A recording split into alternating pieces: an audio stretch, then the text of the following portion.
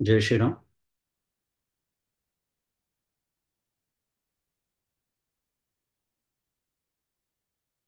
ज्ञानेश्वरी भावदर्शन, अध्याय 8वा आणि ओवी क्रमांक 108. इथपर्यंत आपला अभ्यास मागच्याला येऊन थांबला होता.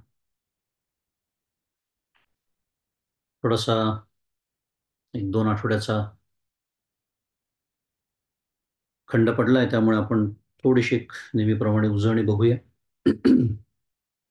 जेणेकरून आपला विषयामध्ये प्रवेश होऊ शकेल.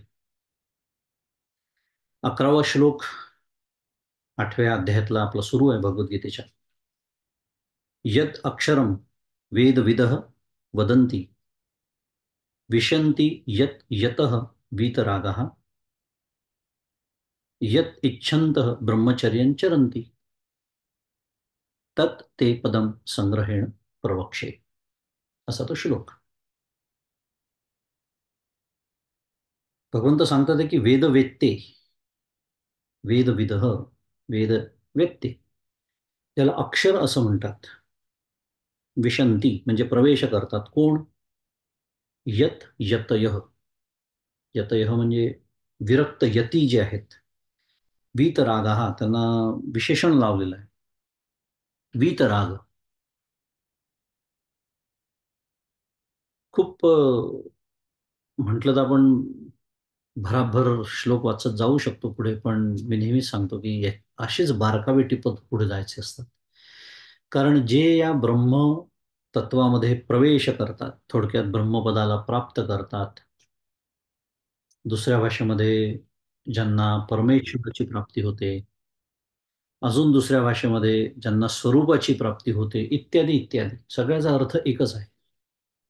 पण कोणाला होते? बीतराग. ज्या शब्दाशी किंवा ते विशेषणाशी माझा आयुष्यभर झगडा आहे. आयुष्यभर. आणि मला हे सगळं हवं तर आहे, परमार्थ करायचा तर आहे, पण वैराग्य काही मला सांभाळता येत नाही. नुसतं विरक्त वैराग्य असे शब्द जरी वापरले, ऐकले, तरी माझं ब्लड प्रेशर काय सारखं तेच तेच तेच तेच सांगतात. आता काय करणार?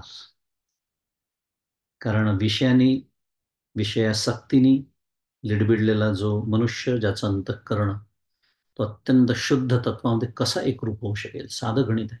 आणि म्हणून वीतराग. त्यामुळे विरक्त यती मुनी ज्यांच्यात प्रवेश करतात, ज्याची इच्छा करणारे, यत इच्छंत काय करतात? ब्रह्मचर्य. पुन्हा ब्रह्मचर्य म्हटलं तर वैराग्याचंच एक स्वरूप. त्यामुळे सांगणं तेच नाही. असे साधक नैष्ठिक ब्रह्मचर्याचे आचरण करतात, आणि हे जे असं ब्रह्मपद आहे, ते पदम संग्रहेण प्रवक्षे. संग्रहेण म्हणजे मी तुला थोडक्यात सांगतो, असं भगवंत म्हणतात आहे. असा आपल्या या श्लोकाचा अभ्यास सुरू आहे.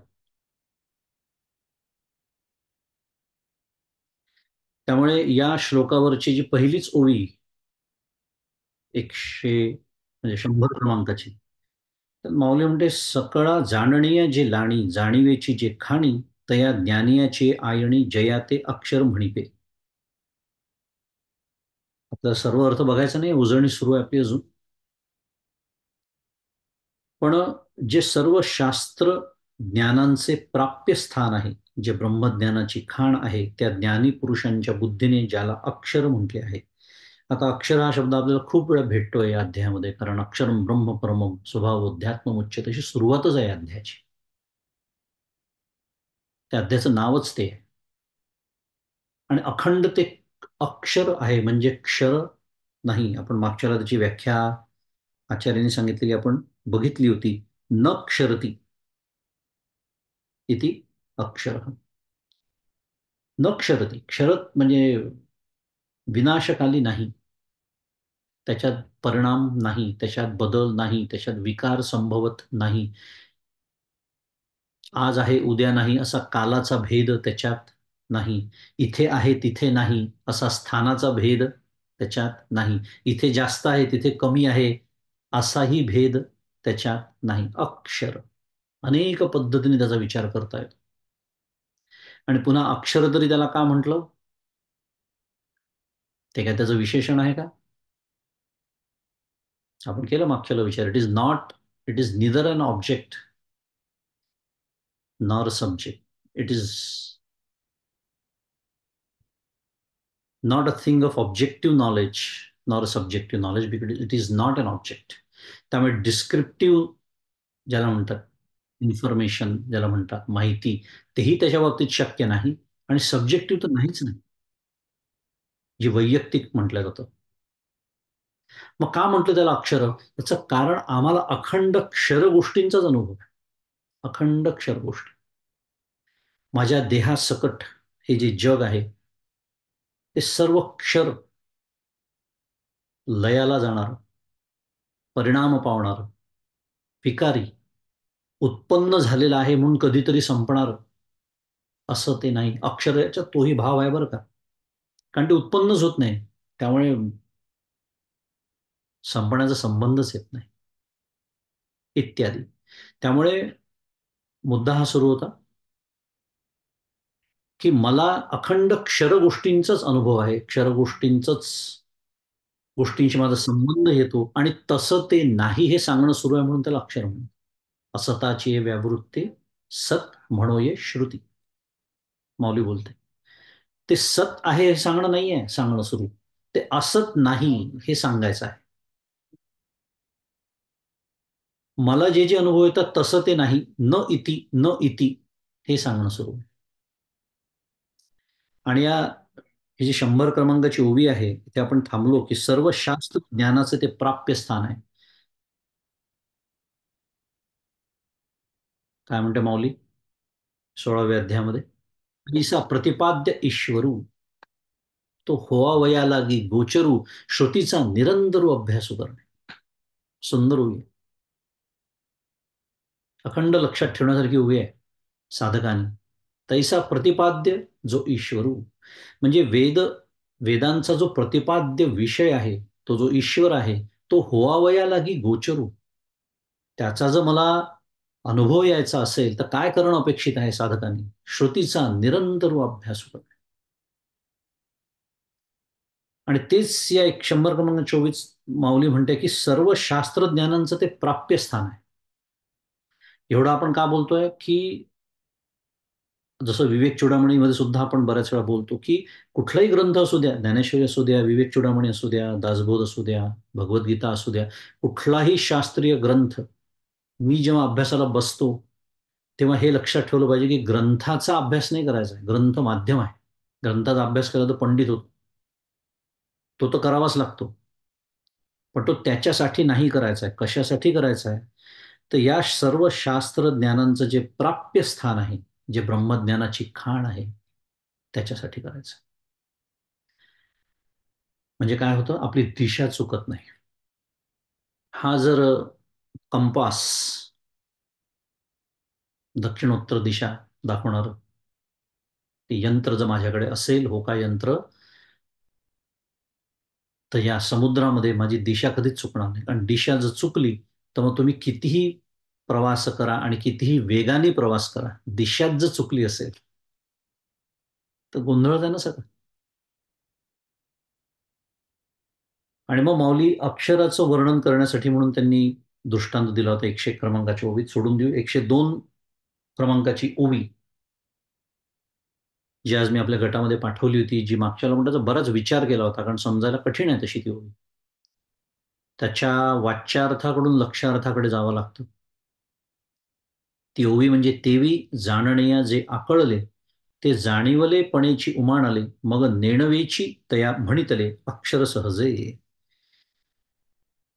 का कठीण आहे? कारण त्याच्या अर्थातच वरवरचा जो विचार केला तो विरोधाभास होता किंवा आहे, ज्याचा आपण मागच्याला विचार केला, समजावून घेतलं की इकडे म्हणतात जगाच्या उपाधीने ते वृत्तीज्ञानाला विषय होते आणि म्हणून देश काल वस्तू मर्यादित होते. तर लगेच पुढे म्हणतात परमार्थतः ते स्वयंप्रकाश असल्यामुळे वृत्तीज्ञानाला विषय होत नाही आणि म्हणून ते मर्यादितही होत नाही. असं जे आहे त्याला सहजपणाने काय म्हणतात, अक्षर असं म्हटलेलं आहे. माऊलींचं भाष्य सुरू आहे अक्षर या शब्दावर.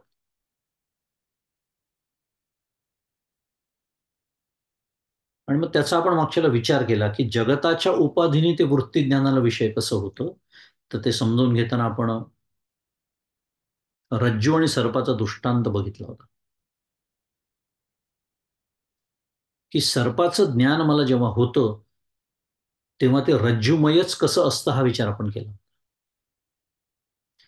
कारण सर्प हा वृत्ती ज्ञानाचा विषय आहे, दुसऱ्या भाषेत बोलायचं झालं तर.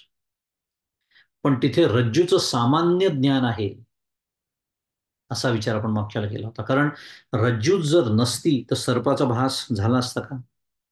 सर्प माझ्या वृत्ती ज्ञानाचा विषय झाला असता का? नाही. त्यामुळे ते रज्जूचं सामान्य रूप आहे आणि भ्रांती ज्ञानाशी अभिन्न होऊन भ्रांती ज्ञानाच्या वेळीही जे प्रतीत होतं, सर्पाचं ज्ञान हे भ्रांतीचं ज्ञान आहे.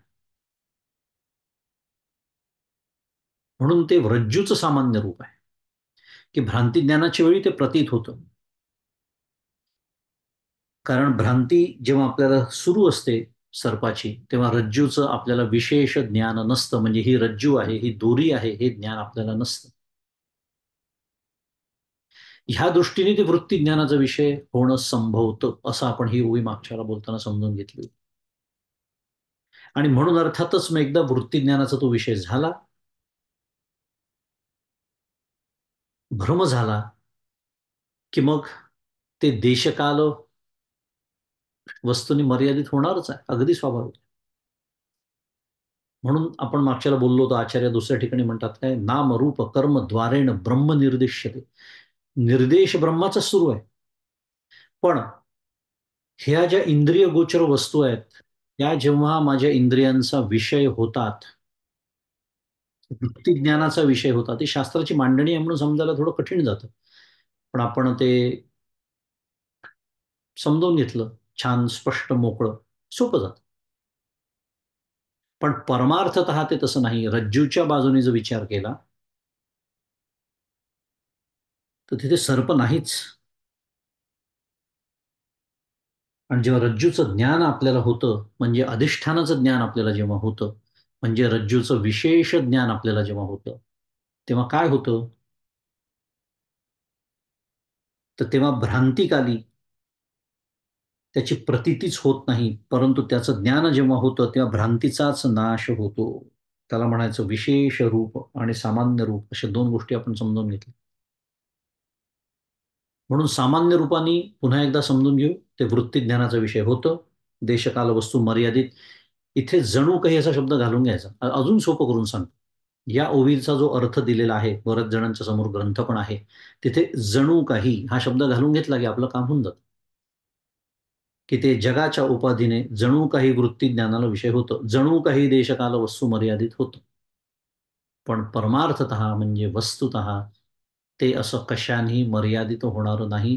ते वृत्ती ज्ञानाचा विषय नाही.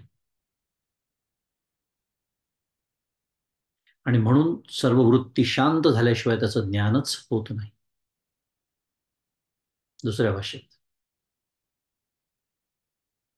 त्यामुळे ते चित्त आहे, ते आनंद आहे, ते कुटस्थ आहे इत्यादी विशेष रूपाने जेव्हा त्याची प्रतीती येते,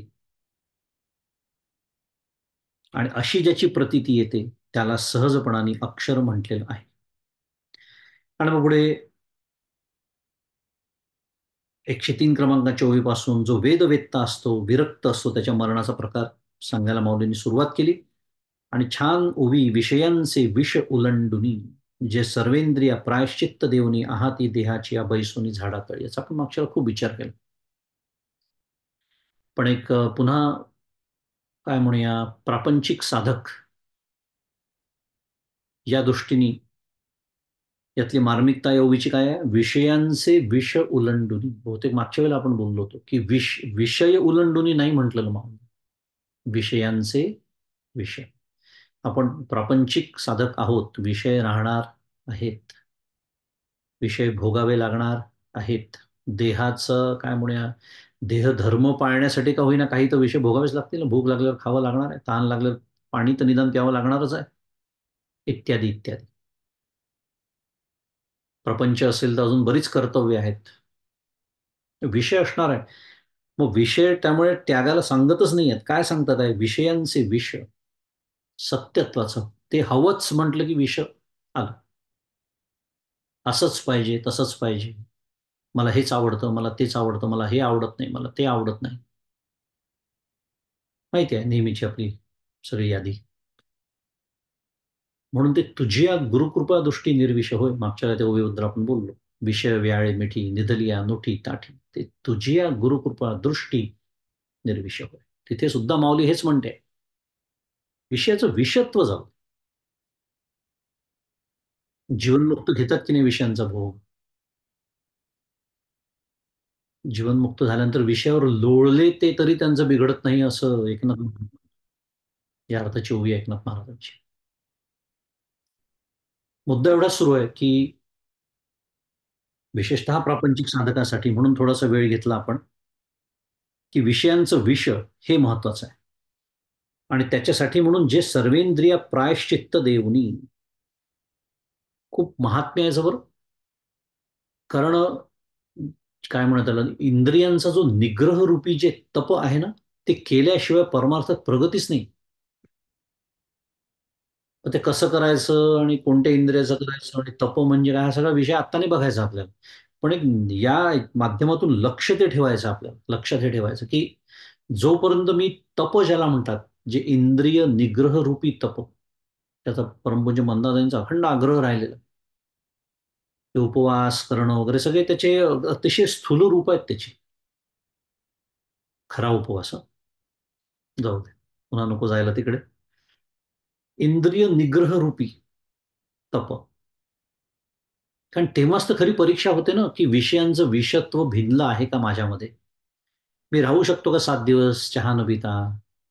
राहू शकतो का, आता आलं दत्त जयंती सप्ताह आला, नवरात्र आलं, 9 दिवस राहू शकतो का मी चहा कॉफी न घेता, किंवा माझ्या ज्या काही रोज नेहमीच्या सवयी आहे का, त्याने माझं डोकं चढतं. आणि मग मी ठरवतो स्वतःशीच की नाही, चहा तर घ्यायला काही हरकत नाही आहे, बाकीचं गोष्ट सांभाळतो मी. त्याचा अर्थ चहा माझा काय झालेला आहे, विषय झालेला आहे.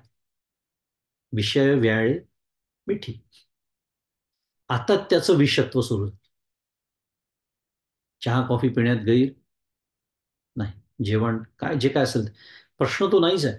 विधिते पाळीत निषेधाते गाळीत. जोपर्यंत या बंधनात मी आहे हे गृहीत धरून बोलणं सुरू आहे. नाही तर भलताच अर्थ काढेल कोणीतरी की कुठल्याही विषयाचं सेवन केलं तरी हरकत नाही. असं नाही आहे त्याचा अर्थ. विधिते पाळीत. पण जर वेळ आली, नवी वेळ आणावी, हा विषय सुरू आहे. इंद्रिय निग्रहाच्या तपाबद्दल बोलतो आता. वेळ आणावी या ना त्या निमित्ताने. करावी स्वतःची परीक्षा. आणि ती परीक्षा करता यावी म्हणून ते सगळे व्यवस्था आपल्याकडे करून दिलेली आहे उपवासांची. आणि आपण अखंड एका रसनेचाच विषय बोलतो, कारण तेच इंद्रिय जिंकायला सगळ्यात कठीण आहे असं म्हणतात. पण हे सर्वच इंद्रियांच्या बाबतीत आपण लावून घेऊ शकतो. त्याला म्हणतात विषयांचे विषय.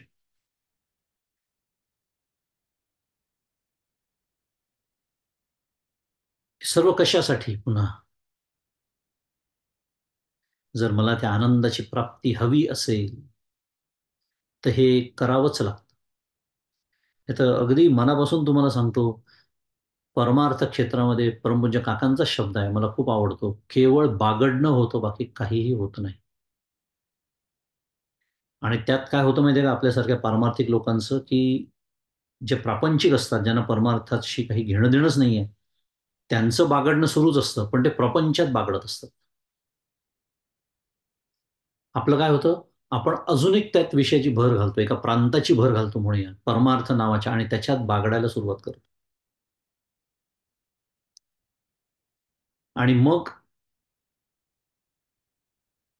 प्रश्न पडतो, की झाली आता 10 वर्ष, झाली 12 वर्ष, पण काय म्हणावी तशी प्रगती होत नाही हो. कसं होणार? जे प्रतिकूल आहे ते आवरायचंच नाही. परमपूज्य काकांचं एक वाक्य माझं आवडतं, मी नेहमी सांगतो तुम्हाला, की प्रतिकूल आवरल्याशिवाय अनुकूलाचं सातत्य टिकत नाही. फार सुंदर वाक्य आहे परमपूज्य काकांचं. प्रतिकूल आवरण्याचा अभ्यासच करायचा नाही, आणि मग अनुकूलाचं सातत्य त्यामुळे स्वाभाविकच टिकत नाही. मग आपला काय होतं, चेकबॉक्सचा परमार्थ सुरू होतो आजच्या भाषेत. चेकबॉक्स म्हणजे काय? झालं का नामस्मरण आजचं? झालं. Box is check. म्हणून काही माझी परमार्थासंबंधीची त्या दिवसाचा जबाबदारी सांग.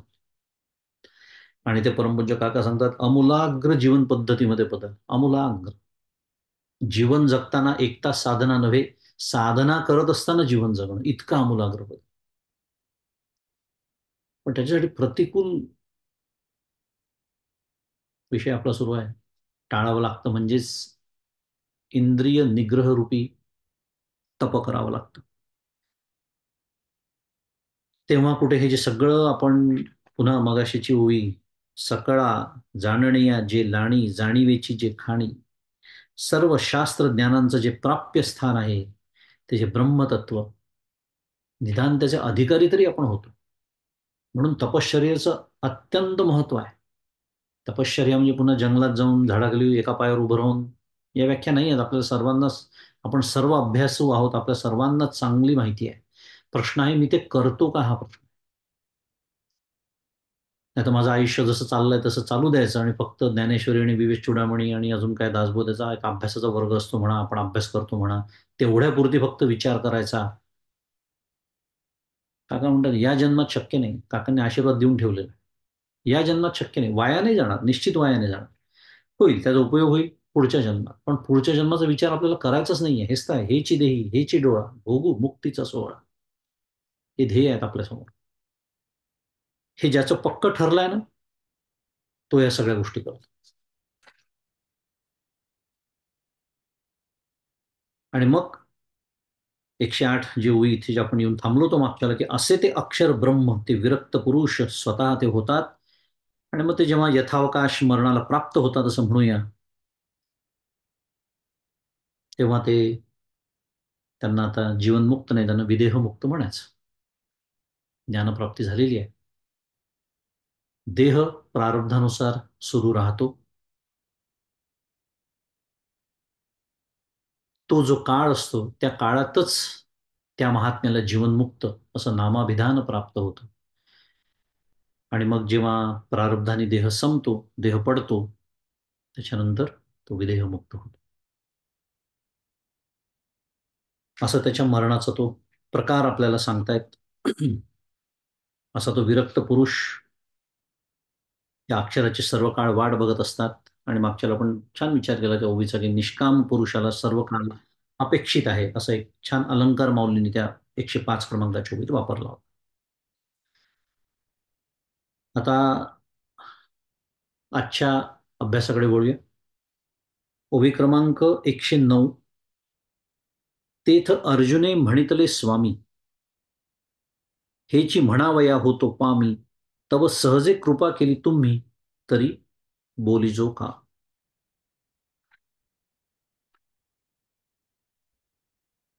अक्षर ज्याला म्हणतात, ज्याचा आपण आत्ता इतका वेळ विचार केला, त्याला वेदवेत्ते अक्षर म्हणतात. विरक्त यती याच्यात प्रवेश करतात, त्याची इच्छा करणारे साधक नैष्टिक ब्रह्मचर्याचे आचरण करतात. त्या ब्रह्मपदाबद्दल मी तुला सांगतो, संक्षेपाने सांगतो.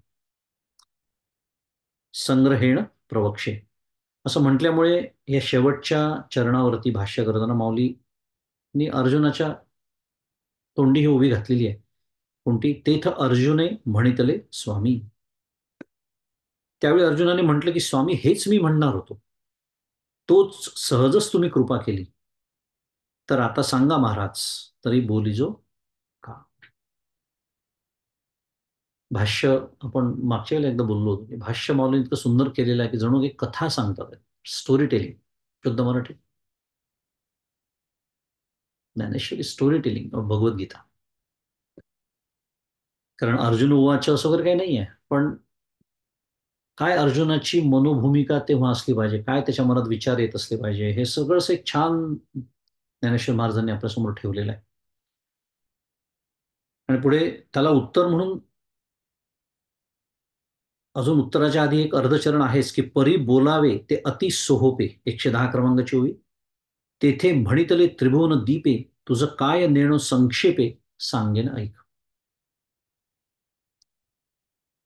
परंतु जे सांगावयाचे ते अतिशय सोपे करून सांगावे, इथपर्यंत अर्जुन म्हणतो असं.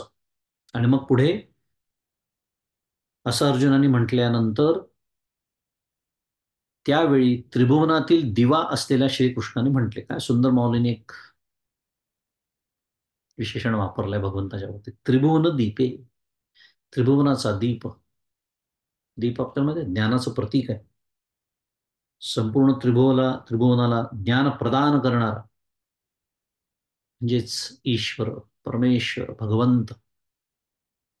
ते म्हणतात आहे काय, की हे मला कळत नाही काय, ते मी तुला आता संक्षेपाने सांगतो ऐक. असा एक काय म्हणूया, श्रीकृष्णार्जुन संवादे म्हणतो ना आपण, पुष्पिका म्हणतात त्याला प्रत्येक अध्यायाच्या शेवटी. हा जो अर्जुन आणि श्रीकृष्णातला एक लढीवाळ संवाद माऊलींनी रंगवलाय, स्टोरी टेलिंग म्हटलं आपण त्याला, त्याचं एक प्रतिबिंब आहे. की भगवंत म्हणतात त्याला, अरे तूच मला सांगतोयस ते मला काही कळत नाही का, आता मी तुला ते संक्षेपाने सांगतो ऐक. आणि या श्लोकावरची शेवटची ओवी येते 111 क्रमांकाची, फार सुंदर आणि महत्वाची ओवी पुन्हा साधकासाठी. मना बाहेरिलीकडे यावयाची साविया सवे मोडे, हे हृदयाची या डोही बुडे तैसे कीजे. काय अर्थ आहे? तरी मना बाहेरिलीकडे यावयाची साविया, असं इथपर्यंत वाचू शकतो आपण. की या तरी या मनाला देहाच्या बाहेरच्या विषयाकडे सहज येण्याची जी सवय लागली आहे, ती ज्या योगाने मोडेल, सवे मोडे. आणि मग काय होईल? हे हृदयाची या डोही बुडे तैसे कीजे, की ते मन हृदयाच्या डोहात बुडेल तसे करावे. म्हणजे अर्जुनाने जशी एक अट घातली भगवंताला, काय हे जे सांगावयाचे ते सोपे करून सांग.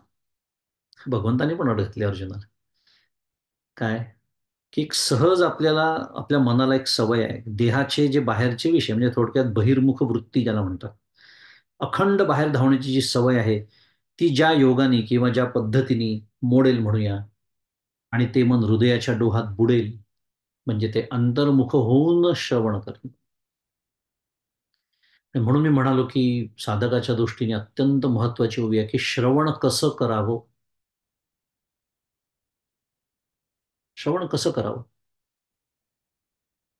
आणि ते श्रवण म्हणजे केवळ ऐकणं असा अर्थ नाही आहे बरं का, वक्त्याला सुद्धा लागू पडते ही ओवी. श्रवण कसं करावं, चिंतन कसं करावं.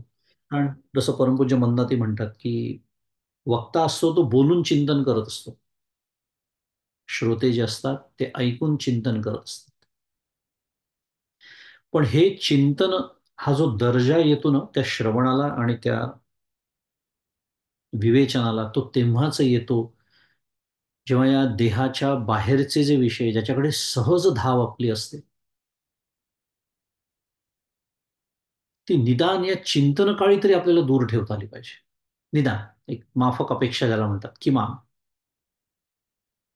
आणि ही ओवी आपल्याला सांगते 111 क्रमांकाची ओवी. म्हणून मी म्हणालो साधकासाठी अत्यंत महत्वाची आहे की कसं श्रवण करावं अध्यात्म ग्रंथाचं.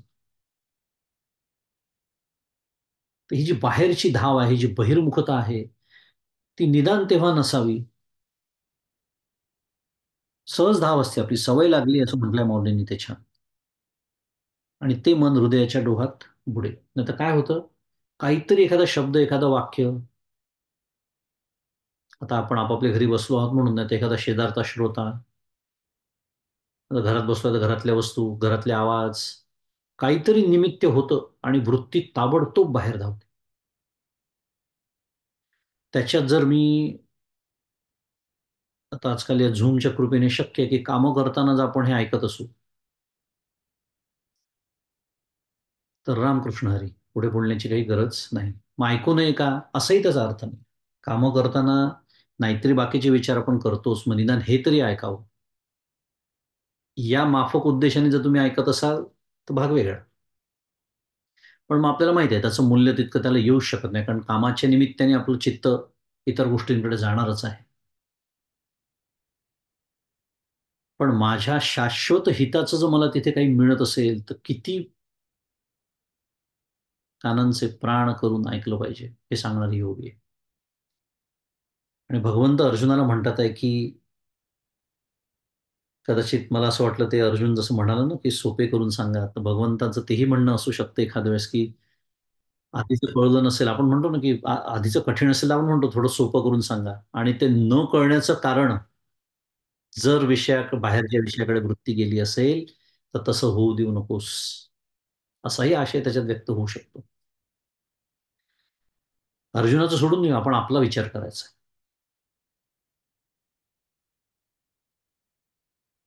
आणि मग वारंवार 30-30 प्रवचन आपल्याला का ऐकावी लागतात परमपूज्य काकांची, मंदातांची? कारण आतमध्ये काही टिकतच नाही हो, टिकतच नाही. कारण विषयांची एक तर धाव असतेच आणि म्हणजे काय म्हणूया त्याला, ते ग्रहण करणं हा एक भाग आहे आणि त्याची साठवण हा दुसरा भाग. आपण सध्या ग्रहण करण्याबद्दल बोलतो आहोत, ग्रहण शक्तीबद्दल बोलतो आहोत. स्मरणशक्ती अजून पुढचा विषय झाला. पण निदान ग्रहणाची जी प्रक्रिया आहे ती तरी व्यवस्थित असावी, अशी अपेक्षा इथे भगवंतांनी व्यक्त केली. आता पुढे 12 क्रमांकाचा श्लोक येतो. तो श्लोक मी पहिले वाचतो आणि मग आपण त्याची संगती आचार्यांनी कशी लावून दिली ते बघूया नेहमीच्या पद्धतीप्रमाणे. 11 आणि 12 ची. सर्वद्वाराणि संयम्य मनोरुद्धी निरुध्य च मूर्ध्याधायात्मनः प्राणमास्थितो योगधारणा. सर्वद्वाराणि संयम्य मनोहृदि निरुध्य च मूर्ध्नि आधाय आत्मनः प्राणम आस्थित योगधारणाम, असा त्याचा पदच्छेद आहे. आता हा खरं 12 आणि 13 श्लोकाचा म्हटलं तर गट आहे, कारण 12वा जो श्लोक आहे त्याचा उत्तरार्ध म्हणून 13वा श्लोक आहे. आपण ज्याला म्हणतो ना, जो म्हणजे यह प्रयाती त्यजन जसं 13व्या श्लोकात जे येणार आहे, तो यह म्हणजे जो, तो या 12व्या श्लोकाला लागू पडतो. पण आपण 12व्याचा विचार करू सध्या. मी का बोललो आता 13व्या बद्दल? तर आचार्यांनी जी संगती लावून दिली आहे आणि 13व्या श्लोकामध्ये ज्या प्रणवाचा, ओंकाराचा, ओमित्येकाक्षरम ब्रह्म, व्यावहरण मामनुस्मरण वगैरे असा ओंकार एकाक्षर रूप परब्रह्मचं जे प्रतीक वगैरे म्हणूया, त्याचाच आपल्याला आता विचार करायचा आहे. ही संगती लावून देताना आचार्यांनी येथे दोन गोष्टींचा उल्लेख केला त्यांच्या भाष्यामध्ये. एक म्हणजे पिप्पलाद मुनी, आपल्याला माहिती आहे प्रश्नोपनिषद नावाचं उपनिषद आहे. त्याच्यामध्ये पिप्पलाद मुनी, त्यांच्याकडे 6 शिष्य येतात. कशासाठी येतात? ज्ञान ग्रहणासाठी येतात.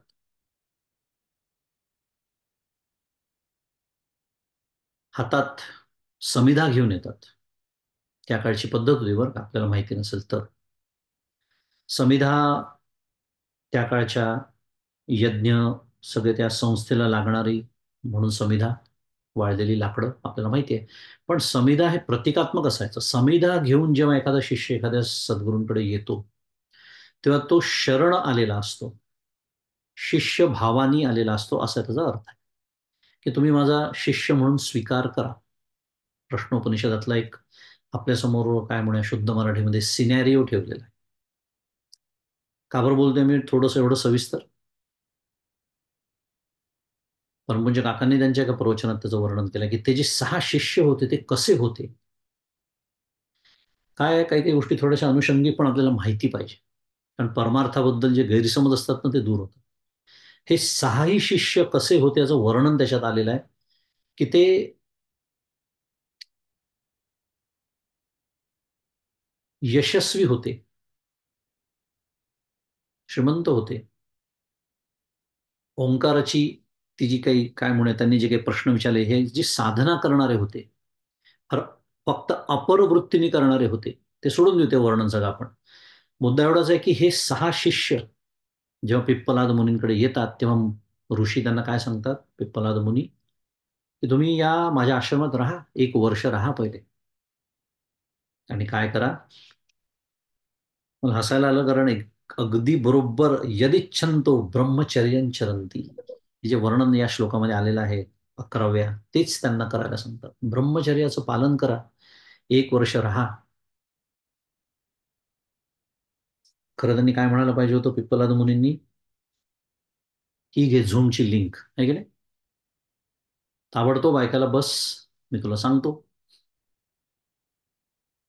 आणि तुला उद्या सकाळची गाडी वगैरे असेल, म्हणजे प्रत्यक्षात आला आहेस तर प्रत्यक्षात ऐक, नाही तर मग झूमवरून ऐक स्वतःच्या. गमतीचा विषय, मुद्दा हा की पूर्वीच्याकडे अशी पद्धत होती की सद्गुरू जोपर्यंत सत्शिष्याचा अंतःकरण तपासत नाही, हा 1 वर्षाचा काळ कशासाठी आहे हो, तुम्ही मला सांगा. त्याच्यामध्ये सद्गुरूंची सेवा, मग सेवा कशासाठी करायची, त्यातनं काय बघितल्या जातं, सेवा कोण करतो, जो खरा शिष्य शरण आलेला आहे, ज्याचा अहंकार लय झालेला आहे किंवा व्हायचा असेल तर सेवेच्या माध्यमातून होईल, इत्यादी इत्यादी. आपल्याला तो नाही विचार आत्ता फारसा करायचा. पण अशी पद्धत तेव्हा होती. 1 वर्षभर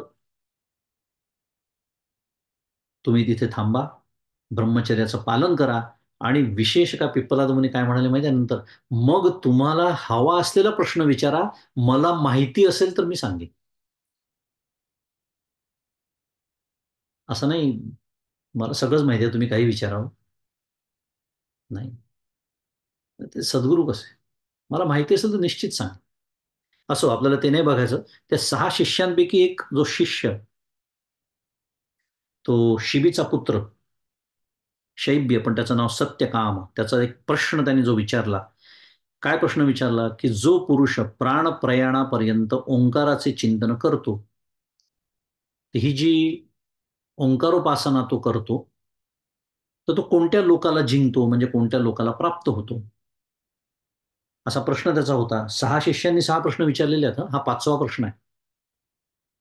पहिले 4 शिष्यांनी 4 वेगळे प्रश्न विचारले. एक वैदर्भी पण शिष्य आहे त्याच्यामध्ये, त्याचं नाव वैदर्भी, कारण तो विदर्भात जन्माला आलेला म्हणून त्याचं वैदर्भी नाव आहे. हा 5वा प्रश्न, पिप्पलाद मुनी त्याला उपदेश करतात की हा जो ओंकार आहे तोच निस्संदेह काय आहे, परम च अपरम च ब्रह्म आहे. आणि यातीलच एकाला ते विद्वान प्राप्त होतात. असा आचार्यांनी, आपण एकदम तुम्हाला वाटेल हे असं विषयांतर का झालं, विषयांतर नाही आहे. आचार्यांनी त्यांच्या भाष्यामध्ये 11वा श्लोक आणि 12वा श्लोक याची संगती लावून देताना प्रश्नोपनिषदातल्या या प्रसंगाचा उल्लेख केला. कारण सत्यकामाने बरोबर या ओंकाराबद्दलच प्रश्न विचारलेला आहे पिप्पलादमध्ये, जो आता 12 आणि 13 या भगवद्गीतेतल्या श्लोकाचा विषय आहे. कठोपनिषदाचा उल्लेख केलेला आहे, 2 उपनिषदांचा उल्लेख केला आचार्यांनी. आपण ज्याला शुद्ध मराठीत काय म्हणतो, सायटेशन. तर आचार्य भाष्य करतात आहेत, त्यामुळे ते उपनिषदांबद्दलच बोलणार आहेत. याला मी अपस्ट्रीम म्हणालो होतो मागच्या विवेक चुडामणीत, तुम्हाला लक्षात असेल तर अपस्ट्रीम शब्द वापरला होता. You to go upstream. Downstream म्हणजे पंचदशीचा अभ्यास करताना आचार्य काय म्हणतात, आचार्य उपनिषदांकडे जातात, किंवा अजून काय म्हणूया, ब्रह्मसूत्र इत्यादी. आता कठोपनिषदामध्ये अन्यत्र धर्मात अन्यत्र अधर्मात असा नचिकेत्याने प्रश्न विचारलाय, उपक्रम केलेला आहे, त्याचा प्रारंभ केलेला आहे. आणि त्याचं उत्तर देताना यमदेवांनी जो उपदेश केला आहे त्याच्यामध्ये सर्वे वेदा यत्पद मामनंती तपांसी सर्वाणी च यद्वदंती यदिच्छन्तो ब्रह्मचर्यं तत्ते पदम संग्रहेण ब्रवीम्येमित्येत. हा एवढा श्लोक संस्कृत मी का वाचला, याचं जे अर्ध चरण आहे ते भगवद्गीतेच्या आपल्या श्लोकाशी किती मिळतं जुळतं आहे हे सांगण्यासाठी. हे जे भगवंत म्हणाले काय आधीच्या श्लोकात, यदिच्छन्तो ब्रह्मचर्यं तत्ते पदम संग्रहेण, इथपर्यंत तेच आहे कठोपनिषदामध्ये. फक्त इथे प्रवक्षे असं भगवंतांनी म्हटलंय, फक्त क्रियापद बदललाय. तर तिथे ब्रवीम्यो मित्येत, ब्रवीम बोलतो, सांगतो, अर्थ तोच आहे, फक्त क्रियापद बदललेलं. भगवद्गीतेत हे पूर्ण चरण कठोपनिषदातला आलेल्या आणि आचार्यांनी त्याचा उल्लेख केलेला आहे, की इत्यादी वचनांचा आचार्य उल्लेख करतात आणि ओंकार हेच ते पद आहे, थोडक्यामध्ये सांगणं सुरू. म्हणजे 13व्या श्लोकात येणारच आहे, ओमित ते काक्षरम ब्रह्म. श्लोकाच्या अर्थाकडे वळण्याच्या आधी आपण संगतीचा विचार केला थोडक्यामध्ये. 11 आणि 12ची संगती काय आहे. पुन्हा श्लोकाकडे परत येऊया. सर्व द्वाराणी संयम्य मनोहृदय निरुद्ध च मूर्ध्या धायात मन प्राणमास्थितो योगधारणा. अर्थ आहे की सर्व इंद्रिय रूपी दारे बंद करून, सर्व द्वाराणी, कोणती द्वार? इंद्रिय रूपी. मगाशीच मी म्हणालो इंद्रिय निग्रह रूपी तपश्चर्या केल्याशिवाय याची प्राप्ती होत नाही. हे अखंड आपल्या चित्तामध्ये आता आपण धारणच करायचं. इंद्रिय निग्रह, ज्याला खरं परमार्थ करायचं आहे ना, अगदी मनापासून ज्याला हवंच आहे आता, बस मला त्या आनंदाची प्राप्ती हवी आहे, परमेश्वराची प्राप्ती करून घ्यायची आहे, ती मी आहे, हा प्रत्यक्ष अनुभव मला घ्यायचा आहे, तो झडझडून वाहिला निघा. तो हे सर्व करतो. त्यामुळे सर्व इंद्रियरूपी द्वारे बंद करून, संयम्य म्हणजे बंद करून, मनाला म्हणजे मनः, हृदयामध्ये म्हणजे हृदय, कोंडून म्हणजे निरुद्ध. काय करतो? आपले प्राण मस्तकाकाशात म्हणजे मूर्ध्नी ठेवून म्हणजे आधाय, योगधारणेमध्ये म्हणजे योगधारणा, जो स्थित आहे, आस्थित, असा त्याचा अन्वय आहे. पुन्हा एकदा सलग वाचू म्हणजे लक्षात येईल. सर्व इंद्रिय रूपी द्वारे बंद करून मनाला हृदयामध्ये कोंडून आपले प्राण मस्तकाकाशात ठेवून योग धारणेमध्ये जो स्थित आहे.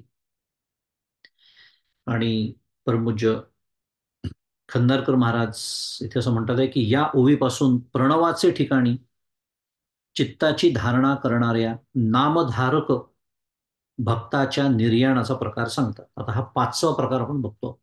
आतापर्यंत 4 प्रकार, 4 प्रकारचे जे भक्त म्हणा, सिद्ध म्हणा, त्यात एक प्रकार सामान्य माणसाचा होता, तो सोडून देऊया. पण उरलेले जे प्रकार आहेत ते वेगवेगळ्या मार्गाने या अक्षरपद ब्रह्माला प्राप्त झालेले जे आहेत, ते मृत्यूला कसे सामोरे जातात, हा आपला मुख्य विषय सुरू आहे बरं का. त्याला ओव्हर आर्किंग सब्जेक्ट असं शुद्ध मराठीत म्हणतात.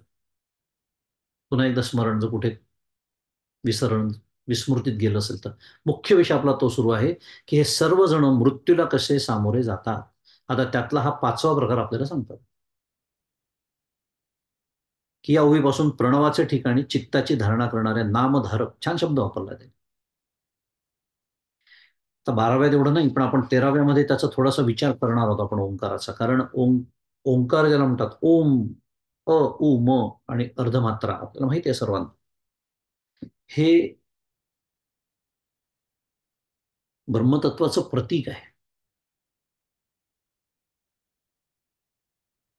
तो ओम ओम असा तो ध्वनी पण आहे.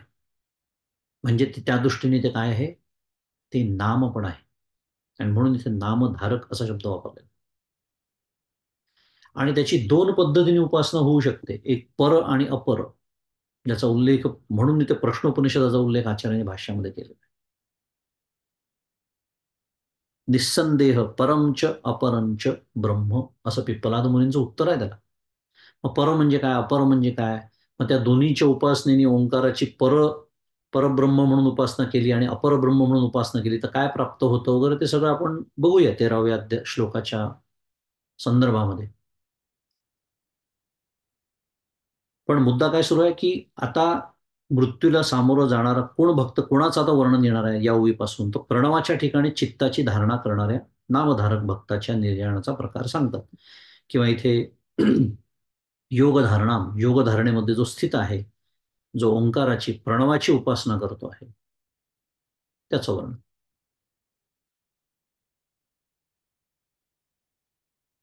त्यामुळे प्रतीकरूप ध्यान त्याला म्हणतात. ओंकार हे प्रतीक या दृष्टीने जर केलं, त्याला जर तर ते साधन होतं. परी हे तरीच घडे जरी संयमाची अखंडे, सर्व द्वारी कवाडे कळास.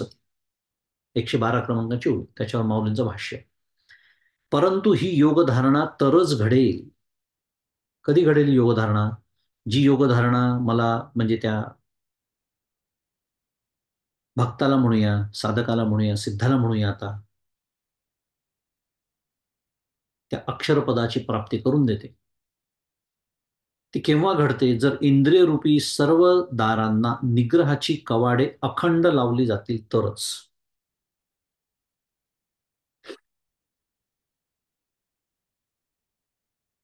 माऊलींनी आपली पंचायत करून टाकली. अखंडे शब्द टाकलाय त्याच्यात.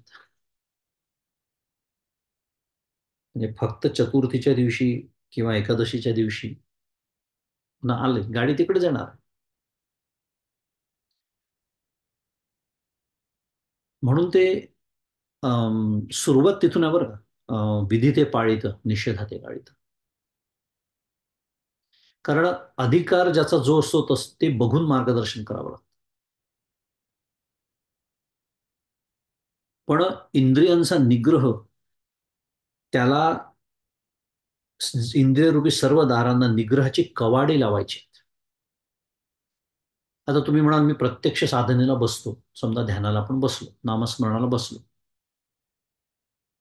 तर तेव्हा इंद्रियांच्या निग्रहाचा काय प्रश्न येतो विचार केला तर. कारण आपण जे पंच ज्ञानेंद्रिय आहेत त्यांनी काही आतमध्ये घेत असतो का? नाही, डोळे बंद केलेले असतात. आता आपण अमेरिकेत आहोत बरेचसे लोक. अमेरिकेतला विचार केला तर शांतता प्रचंड प्रमाणात असते. ते आवाज तसा फारसा नसतो, त्यामुळे कान नावाच्या इंद्रियाचं काम काही नसतं. आपण काही खात पित नसतो, रसना इंद्रियाचं काम नाही, स्पर्शाचं काम नाही, जवळपास इंद्रियांचं काम नसतंच. पण अंतःकरण, करण याचा अर्थ इंद्रिय. ते आतलं इंद्रियच आहे. हे बाहेरची इंद्रिय झाली, हे आतलं इंद्रिय. अंत म्हणजे आतलं. कर्ण इंद्रिय साधन, ते काही स्वस्त बसत नाही. ते मात्र जगभर फिरत असतं, जरी माझा देह देवघरात बसलेला असला तरी. विषय आपला सुरू आहे. हे इंद्रियांची कवाड लावणं, हृदयामध्ये कोंडून ठेवणं वगैरे जे सगळ्यांना त्याचा अर्थत्व आहे, आपण बघतोय आपल्या दृष्टीने. अखंड लावावी लागतात असा शब्द आहे त्याच्यामुळे आपण एवढं सगळं सविस्तर वर्णन करतोय की अखंड कशी लावायची हो. अखंड जर लावली तर व्यवहार कसा करता येईल. त्याच्यासाठी मी हे बोलतोय की तिथे अंतःकरण जे गडबड करतं, बाकी इंद्रियांचा तसा संबंध बैठकीच्या साधनेत नसतो. गडबड करणारं एकच इंद्रिय ते अंतःकरण. मग ते का करतं हा विषय सुरू आहे. हा अखंड शब्द समजून घेतो आपण. आणि बऱ्याच वेळा आपण तो विचार केला की तिथे कुठलंही कर्म आड येतच नाही, कारण कर्म आपण करतच नाहीये. मग येतं काय? कर्मफलाची अपेक्षा. 12वा अध्याय त्या दृष्टीने भगवंत म्हणतात आहे, सर्वात उत्कृष्ट काय? ज्ञानात ध्यानम विशिष्यते. ज्ञानात कर्मफल त्याग, त्यागात शांतीरनंतरम. अभ्यासापेक्षा ज्ञान श्रेष्ठ, ज्ञानापेक्षा ध्यान श्रेष्ठ, त्याच्यापेक्षा कर्मफल त्याग श्रेष्ठ. या दृष्टीनेच म्हणतात. त्याचं कारण आहे, मी जेव्हा बसतो प्रत्यक्ष बैठकीच्या साधनेला, तेव्हा कुठलंही कर्म माझ्याकडे येतच नाही. कर्मफलाची अपेक्षा येते आणि त्या अपेक्षेने माझं अंतःकरण बाहेर धावतं. हा मुद्दा सुरू आहे. आणि मग ते बाहेर धावतं याचा अर्थ असा आहे की या सर्व इंद्रियरूपी दारांना जी निग्रहाची कवाड आहेत ती मी लावू शकत नाही. आणि माऊली तिथे म्हणते अखंड लावायचे. अखंड लावायचे म्हणजे काय? अखंड कर्मयोग. कर्मफल त्याला अर्पण करूनच कर्म करायचे अखंड. तर प्रत्यक्ष साधनेला मी जेव्हा बसीन तेव्हा आपोआपच ती इंद्रियरूपी सर्व दारांना निग्रहाची कवाडं लावली जाते. आणि म्हणून मी म्हणालो की माऊलींनी ते म्हणतात ना ज्ञानबाची मेख, तीही मेघ आहे. अखंड शब्द घातलेला आहे. अखंड, त्यामुळे चित्त सावरलेलं आवरलेलं असंच असलं पाहिजे आपलं दिवसभर. त्यालाच तर म्हणतात परमपूज्य काका दुसऱ्या भाषेत काय, आमूलाग्र जीवन पद्धतीत बदल. कर्म करायचीच आहेत, आपण प्रापंचिक आहोत, कर्तव्य आहेत. पण ती करत असताना अखंड. करणारा मी नाही, मी करता नाही, मी भोगताही नाही त्याच्यावर. तो करता करविता. करावं मलाच लागणार आहे, पण होणार त्याच्या कृपेने आहे. का? कारण नेणणे आडवे केले किंवा अभ्यासी घातले, त्याचा ऐसा कैसा केले तूच जाणे श्रीराम. दासबोध. जाऊ द्या, खूप सुंदर विषय आहे तो, पण वेगळ्या विवेचनाचा विषय आहे तो. पण सांगण्याचा उद्देश एवढा आहे की तो करता हे अखंड आपल्या चित्तामध्ये ठसलेलंच असलं पाहिजे. मी करता नाही. आणि म्हणून कर्मण्येवाधिकार असते मा फलेषु कदाचन. मला खरं अधिकारच नाही. अपेक्षा असणं स्वाभाविक आहे. असं घडावं, तसं व्हावं, चांगलं घडावं, चांगल्या गोष्टी व्हाव्या. स्वाभाविक आहे. आपण प्रापंचिक आहोत. पण तसंच झालं पाहिजे आणि नाही झालं तर जे काही होतं, तर मग इंद्रियरूपी निग्रहाची कवाडं मला लावणं जमलेलं नाही असा त्याचा अर्थ होतो. आणि म्हणून मी म्हणालो, की हे तप जे आहे ना इंद्रिय निग्रहाचं, फार फार महत्वाचं आहे. म्हणजे इतके वर्ष आपण आता सातत्याने श्रवण करतो आहोत, अभ्यास करतो आहोत. म्हणून आता ही अशी मांडणी सातत्याने मी का करतोय, की आता तरी निदान आपल्या सर्वांनी याचा गंभीरतेने विचार केला पाहिजे, की इंद्रिय निग्रहरूपी तप मी करतोय का आयुष्यामध्ये? जमताय का मला? आणि करत असेल तर मी कसं करतो आहे? इत्यादी. तरी सहजे मन कोंडले, हृदयीची असेल उगले, जैसे करचरणी मोडले, परिवर न संडी. काय माऊलींनी सुंदर दृष्टांत दिलेला आहे. माऊलींचे दृष्टांत आहेत, की मग सहज कोंडलेले मन काय होतं? हृदयातच शांत राहतं. जसं हातपाय मोडलेला मनुष्य घर सोडित नाही. माऊलींची माऊलींचा दृष्टांत. आपल्याला काय मोडायचं आहे? हातपाय मोडून टाकायचे. म्हणजे काय? ही जी स्वाभाविक धाव आहे ना बाहेरची, ती मोडायची. आणि मी त्याचं एक नेहमीच उदाहरण देतो. आता आठवण आली म्हणून पुन्हा देतो. एक साधं आपल्या काय म्हणूया उपासनेचा एक भाग म्हणजे आता समजा भगवंताची पूजा, देवपूजा रोजची जी आपली असते. म्हणजे आपण करतो हे गृहीत धरून मी बोलतोय अर्थातच. कारण त्या पूजेच्या बाबतीत आपण सगळ्यांची एक वाक्यरचना काका जसं म्हणतात, परमपूज्य काका नेहमी सांगतात, की करून टाक. हे जे टाक नावाचं क्रियापद आहे ते पूजेसाठी राखीव असतं. मी करून टाकतो, तू करून टाक, झाली का, आटोपली का, संपली का? म्हणजे हे करून टाकण्याची प्रक्रिया आहे, संपवण्याची प्रक्रिया आहे, असं असतं की नाही आपल्या मनामध्ये. कारण काय आता आहे घरात पद्धत, आई-वडिलांनी शिकवलं आहे. आपल्याही मनाला, बुद्धीला थोडंफार पटलेलं असतं, की नाही रोज देवाची पूजा झाली पाहिजे. मग ती झाली पाहिजे म्हणून आपण करतो. किंवा पूजा करताना कधी एकदाची संपते. नामस्मरण करताना अखंड 5-7 वेळा डोळे उघडून 108च असतात. समजा मणी हातात माळ घेतली. 5 वेळा डोळे उघडून मी पाहतो तो मेरुमणीवरून कसा आला नाही. म्हणजे रामाकडे लक्ष आहे का त्या मेरुमण्याकडे लक्ष आहे? हे मी सगळं का बोलतोय माहिती आहे का? पाय मोडणं हा जो विषय इथे आलेला आहे, माऊलींनी शब्द वापरला तो दृष्टांत त्याच्याबद्दल बोलतोय. ही जी आपली हे का होतं? मी सांगतो कशासाठी आहे? हे का होतं? कारण आपली अखंड स्वभावाची जी बाहेर धाव आहे. कधी एकदाची पूजा संपली आणि मी उठतो. म्हणजे काय? उद्योगाला लागतो माझ्या दिवसभराच्या. म्हणजे अखंड धाव म्हणजे बाहेरच आहे.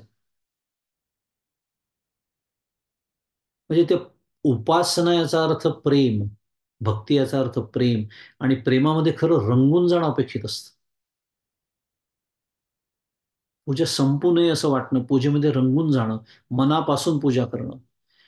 छान त्या पूजेने आपल्या मनाचं उन्नयन होणं आणि मग तशा उन्नयन झालेल्या अंतःकरणाने खरं पुढची साधना करणं. मी अनेक वेळा सांगतो, की पूजा केल्यानंतर खरं पुढची साधना करणं अपेक्षित असतं. मग ते नामस्मरण असेल, ध्यान असेल. फार एका उन्नत अशा अवस्थेमध्ये मन आपलं येतं, जर पूजा जशी करायला पाहिजे तशी केली असेल. कारण पूजा ही माझ्यासाठी हे विसरलेलो आहे ना मी. कारण पूजा कोणासाठी आहे? देवासाठी. देवासाठी याचा अर्थ काय? सांगितली आहे आमच्या घराण्यामध्ये रोज पूजा झाली पाहिजे. आई-बाबांनी सांगितलं आहे. किंवा मग कधी-कधी भीती पण असते. नाही झाली, देव कोपला तर काय करता? माझं सगळं बरं चाललंय सध्या. मार्केटही ठीक आहे. मार्केट म्हणजे स्टॉक मार्केट. NVIDIAत मी गुंतवलेले आहे. रामकृष्ण हरी. विनोद होता तो. मुद्दा एवढाच आहे, की या भीतीपोटी पण पूजा केली जाते आणि पूजा देवासाठी नाहीच आहे. पूजा माझ्यासाठी आहे. हे सगळं मी का बोलतोय माहिती आहे का? एक खूप सुंदर निकष आहे. It is a litmus test, की माझ्या अंतःकरणाची धाव बाहेर आहे का आतमध्ये आहे? हे देवपूजेच्या वेळेला ठरतं. बस. अर्थातच ते नामस्मरणाच्या वेळेला ठरतं. अर्थातच ते ध्यानाच्या वेळेला सुद्धा ठरतं. कारण अजूनही मी नामस्मरण बौद्धिक पातळीवरतीच करत असेन. चेकबॉक्सचा परमार्थ मागच्याला आपण बोललो. झालं का नामस्मरण? झालं, बॉक्स इज चेक.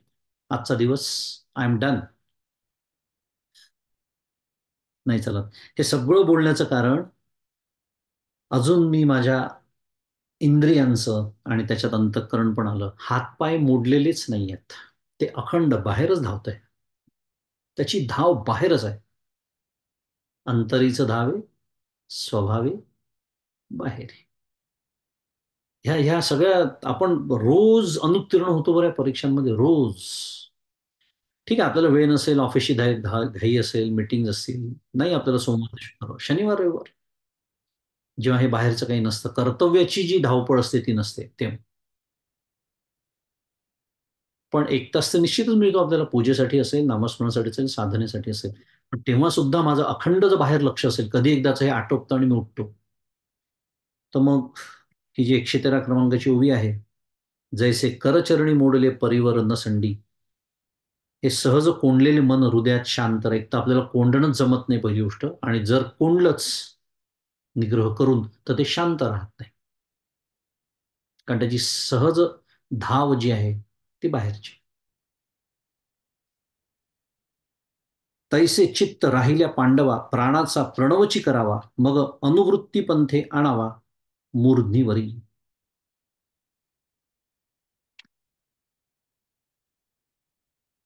अर्जुना, त्याप्रमाणे चित्त स्थिर झाल्यानंतर प्राणाचा प्रणवच करावा. म्हणजे काय, तर प्राणरूप प्रतीकाचे ठिकाणी प्रणवाची भावना करून केवळ प्रणवाचेच ध्यान करावे, आणि मग सुषुम्नेच्या मार्गाने त्या प्राणाला मूर्ध्याकाशापर्यंत आणावे.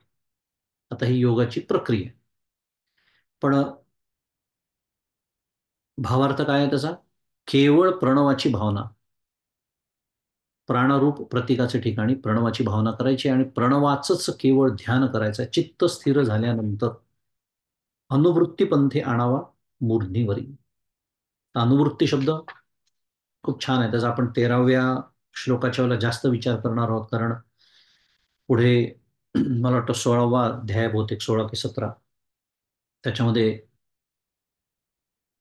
ओंकाराचं वर्णन करताना बहुतेक अनुवृत्ती असा शब्द येतो, किंवा त्या सारखा तत्सम एक शब्द येतो की ज्याचा अर्थ माऊलींनी तिथे असा केलेला आहे की ईश्वराने जो प्रतिसाद दिलेला आहे, भक्तांनी हाक मारली, परमेश्वराने प्रतिसाद दिला, आणि तो प्रतिसाद देताना जेव्हा परमेश्वरांनी तोंड मिटलं, तेव्हा ओम असा आवाज आला. ओम. तो हा ओंकार, अनुभूती. त्याचा आपण करूया तेव्हा विचार, आता फार नको, फक्त उल्लेख करून ठेवला.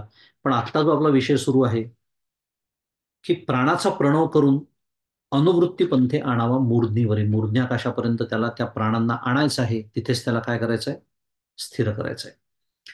तेथ आकाशी मिळे न मिळे, तैसा धरावा धारणा बळे, जव मात्रात्रय मावळे अर्धबिंबी.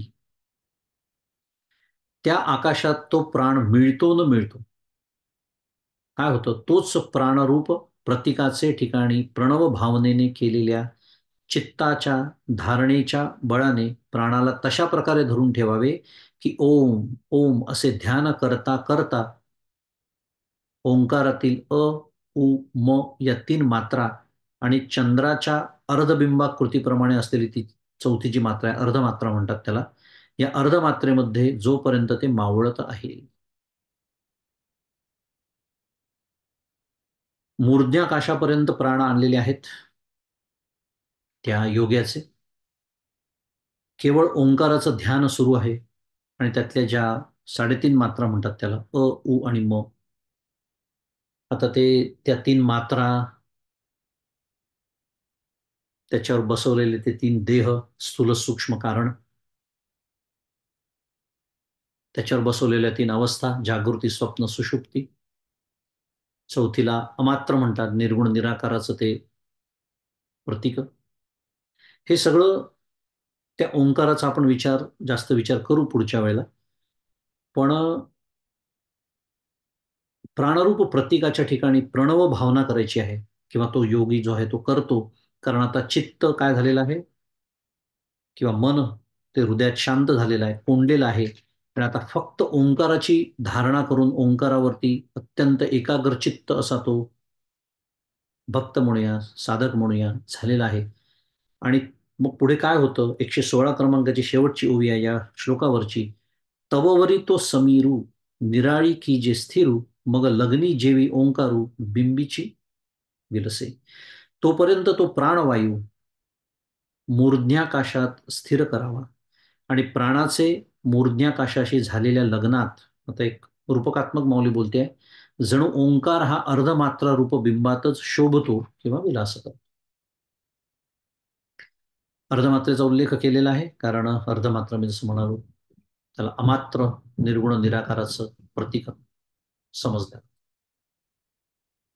ब्रह्माचे चार पाद, पाद याच्यावर बसवलेले आहेत या चार मात्रांवरती. हा सगळा विचार आपण पुढच्या वेळेला करूया थोडासा.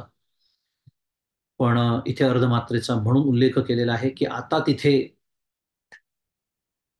काय आहे, तर आता तो त्याच्याशी एकरूप झालाय. प्राणवायू मूर्ध्याकाशात स्थिर झालेला आहे या योगाच्या प्रक्रियेने. जणू काही तिथे प्राणाचं मूर्ध्याकाशाशी जणू काही लग्न लागलेलं आहे आणि तिथे हा जो ओंकार आहे अर्धमात्र रूप, तो त्या बिंबातच शोभतो आहे. अर्धमात्र रूप जे बिंब आहे त्याचं शोभतो आहे, विलास करतोय, असं एक काय म्हणूया थोडंसं काव्यात्मक वर्णन मौलीने इथे केलेलं आहे. आता 13वा श्लोक पुढे आहे, पण त्याच्या आधी 12व्या श्लोकाचं जे एक संगती आचार्यांनी लावून दिली 11 आणि 12ची, मी जो आपण म्हणालो त्याच्यामध्ये ओंकाराचं वर्णन आचार्यांनी केलेलं आहे. ओंकार प्रणवाचं, प्रणवाची साधना करणाऱ्यास, तर इथे कंदारकर महाराजांनी शब्द वापरला म्हणून आपणही वापरूया भक्त. कारण कारण त्याचं काय आहे, तो नामधारक म्हटलेला आहे, कारण ओम हे नाम पण आहे या दृष्टीने, कारण त्याचा उच्चार आहे, तर ध्वनी आहे. तो मृत्यूला कसा सामोरा जातो याचं वर्णन सुरू आहे बरं का. खरं नुसत्या ओंकाराचं काय म्हणूया, जप करण्याचा अधिकार केवळ संन्याशांना सांगितलेला आहे शास्त्रकारांनी. प्रापंचिक माणसाला नुसत्या ओंकाराचा उच्चार करण्याचा म्हणूया अधिकार नाही. म्हणून आपल्याकडे पहा ओम नमः शिवाय असतं. ओम त्याला लावलंय पुढे. विषय वेगळा आहे, इथला विषय नाही येतो. पण मुद्दा हा की असं ओंकाराचा ध्यान करणारा, उपासना करणारा, म्हणजेच तो संन्यासी म्हणूया आपण, तो मृत्यूला कसा सामोरा जातो, काय पद्धतीने तो मृत्यूला सामोरा जातो, याचं सगळं वर्णन भगवंत आपल्याला आणि म्हणजेच अर्जुनाला सांगतायत. ती प्रक्रिया आपल्यासमोर ठेवलेली आहे. आणि हा जो ओंकार, ज्याचा आता पुढे ओमित्येकाक्षरम ब्रह्म असं वर्णन पुढे येणार आहे, की ओंकार हा एकाक्षर रूप ब्रह्माचं उच्चारण ते आहे. आणि असं करत म्हणजेच माझं स्मरण करत तो देहाचा त्याग करून जातो. स याती परमाम गती. याचा विचार आपण पुढच्या वेळेला करूया, कारण आता 5च मिनिटं राहिलेली आहेत. आपल्या याचा या श्लोकाचा विचार पूर्ण होणार नाही. त्यामुळे आज आपण थोडं एक 5 मिनिटं आधी थांबूया आणि आजच्या आपल्या चिंतनाला इथे विराम देऊ आणि आजचे चिंतन सद्गुरूंच्या चरणी अर्पण करूया. श्री सद्गुरुनाथ महाराज की जय. जय जय रघुवीर समर्थ.